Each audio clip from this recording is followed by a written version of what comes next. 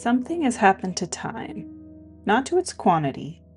We still have the same 24 hours, but to its texture.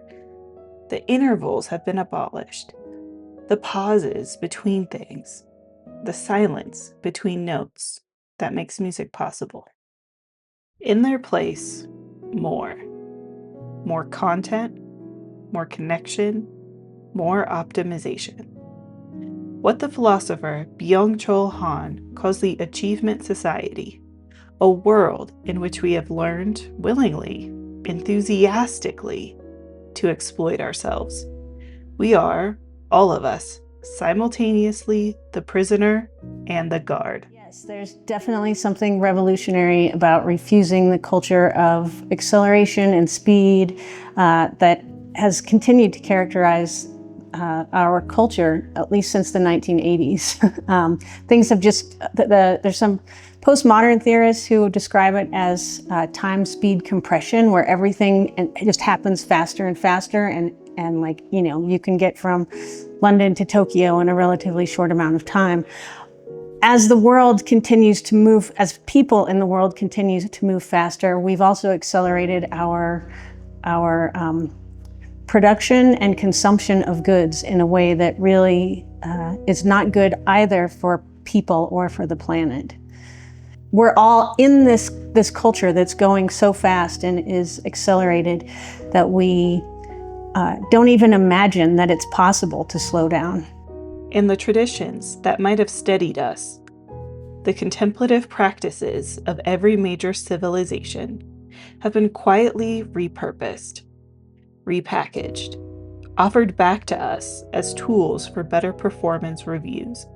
A multi-billion-dollar wellness industry now offers what ancient wisdom once guarded: 5-minute meditation apps, focus-enhancing soundscapes, corporate mindfulness retreats.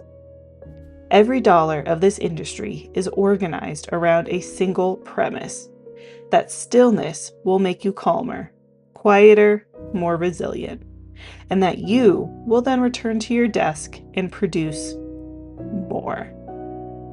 The traditions being ransacked for this purpose understood stillness as a dismantling of the producing self. The industry has turned it into a tune-up.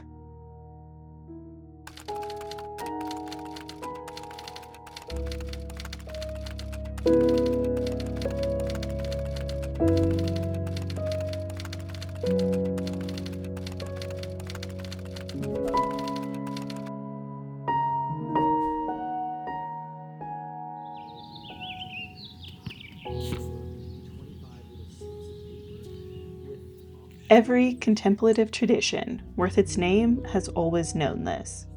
The Buddhist, the Confucian, the Christian monastic tradition, they were not offering techniques for clearing the mind. They were offering a different way of inhabiting existence entirely. So I think in some ways, the ideals of stillness are just fundamentally antithetical to sort of a hyper-accelerationist productivity culture. Practicing stillness as a kind of resistance in this way is about really living these ideals of tranquility, right? Again, tranquility is not just about not being really anxious or uptight or frustrated in the moment. Tranquility is simply about, or I should say more completely about, the way in which we are processing. It's about process, not progress, is a way of understanding it. But what if the point was never to be more productive? What if the point was simply to perceive?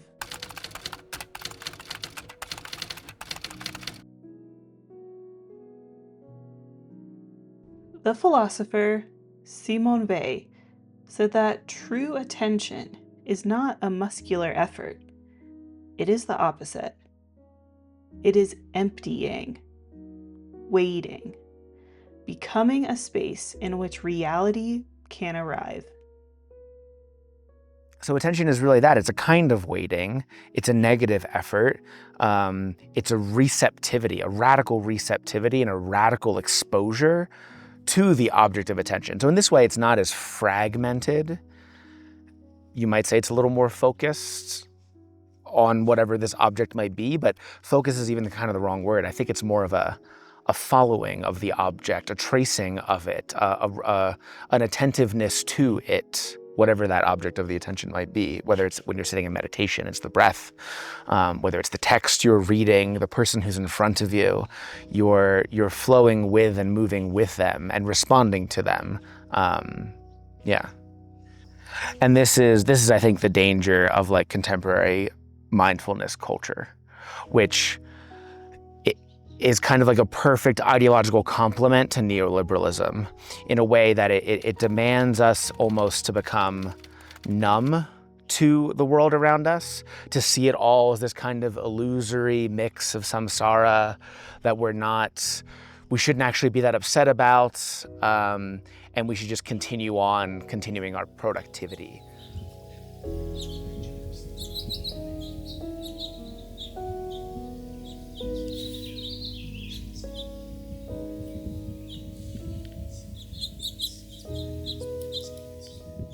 And then what happens in its place? That is the great question, right? What emerges in that negative void, that negative space? And that's a question of grace.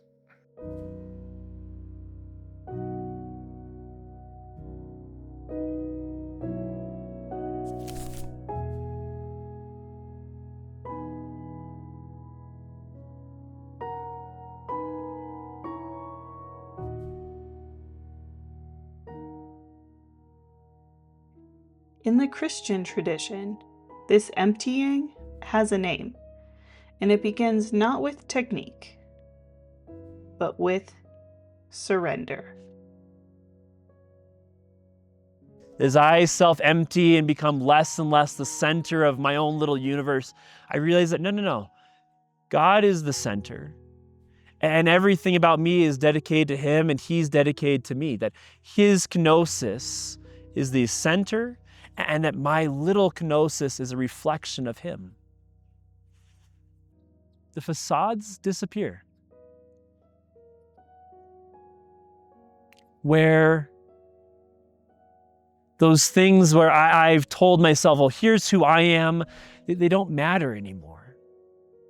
Because who am I telling? I'm just saying that same little lie to myself. The idols that I've created, they disappear because I have nothing to achieve. One of the things I think our culture is lost is the sense of that there are things that are done simply for themselves. What do I mean by that? We do certain things in order to kind of achieve other ends. We go to work so that we can eat. We go to work so that we can have a place to live. But there are certain things that we do that exist only for themselves. The arts of noticing and the arts of paying attention, I think, are the arts that we need now more than ever. And slowing down just to understand what you're thinking, but also what's going on in your body. Because so much, there's a huge trend in psychology and social work nowadays to talk about trauma. And the more we look into it, the more we discover there's a ton of trauma happening to people all the time. And I would, again, say this is a result of our larger structural systems of power. And the most radical way to stop that is to fight against it or go against the grain is to slow down, stop. See if you can sit still and just breathe for at least 10 or 15 minutes. It might be the hardest thing you've done all day.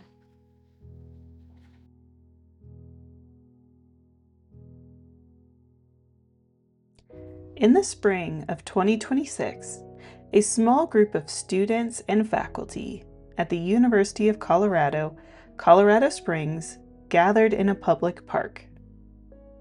No agenda. No facilitator directing their breathing. No phones. They were asked, more or less, to do nothing. Yeah, the Stillness Salon, the thing that I first think about the Stillness Salon is that we were in a bowl. Quite literally, that park had the shape. It was a cavity that we sat in and inhabited. And so on the one hand, there was the sense of enclosure that was really, in a way, comforting and kind of drew you into it. It was almost impossible not to be present in that space. You couldn't really see beyond what was happening in the park. And then I don't remember who first did it, but somebody took their shoes off, and next thing you know, a lot of us were barefoot and just kind of stomping around in the grass with our feet. And there was this really interesting sensation that I felt of the presentness of, like, you would have almost in a walking meditation of, like, I have these things on my feet that are just flopping through the grass. And so, like, the sensation of being outside, I think, is a great way to cultivate the attention, right? Especially in the absence of a phone and the absence of music, and also having such a great deal of space for people to wander off and be alone and come back together, slows things down pretty profoundly. You don't really know what's gonna happen. We didn't really know what was gonna happen at the Stillness Salon, but things just kind of bubbled up, and then we did them, and then we let them go, and then we did another thing. Yeah. I mean, the importance of doing nothing is, first off, it's desubjectifying component, right? In that it's a big process of unlearning, undoing the imperatives that we come into. What we think education is really about, where we think knowledge comes from, what we think the authority of the teacher is. So much of that has to get undone before anything new can emerge.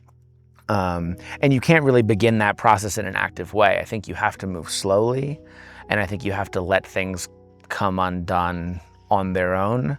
You have to be intentional about it, but it takes some time, because my experience of liberatory education is that students are actually quite resistant to it at first, because they come in as consumers demanding, well, and you're just supposed to tell me what the answer is. And guess what? I don't know. I actually don't, and neither do you. And together, we might actually come up with something, right? But it's not a transfer of my knowledge. That's not something I can do. But we might begin to relate to one another and actually make something happen. When I was there, it was kind of like, as my hair was like in the grass and bugs were probably crawling through it, I'm kind of just like blending in with the time, and I'm like, this is it. It didn't really feel like a sequence that was marching along. It didn't really feel either like we were just waiting for some endpoint. It was kind of just really flat, and also thick flat, so you could like inhabit all these different areas of this thickness. I just saw it as an opportunity to disconnect from everything. Me especially, are so trapped in our phones, in doom scrolling, social media, games, whatever. I just saw it as a good chance to disconnect before the end of the year, unplug, enjoy nature, enjoy these beautiful surroundings that I found myself in, and just really get a chance to sit and think things through, which is a moment of peace I haven't had for quite some time. I took off my shoes, which was very, very nice to feel the grass under my feet. It was a very good grounding to nature.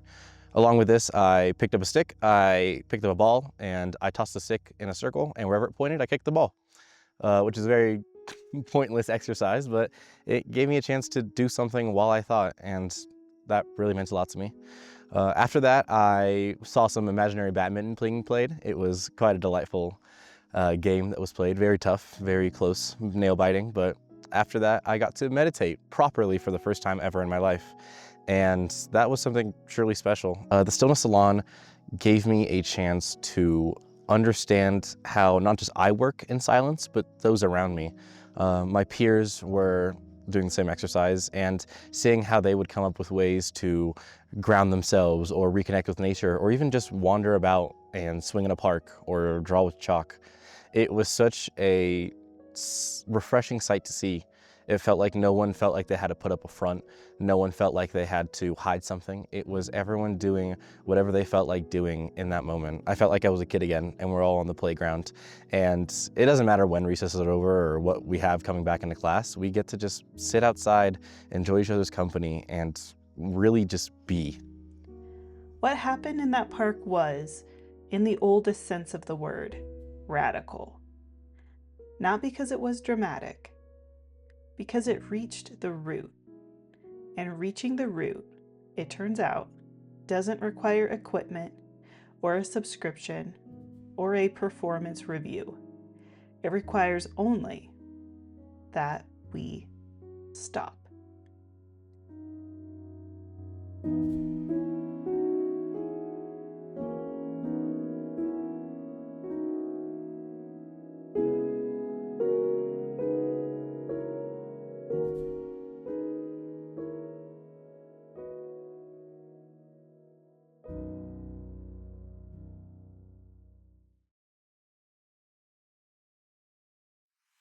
Thank you for watching this special production from the Kramer Family Library and C3 Innovation. To find more of our digital exhibits, storytelling projects, and initiatives, please check out our website, kfl.uccs.edu.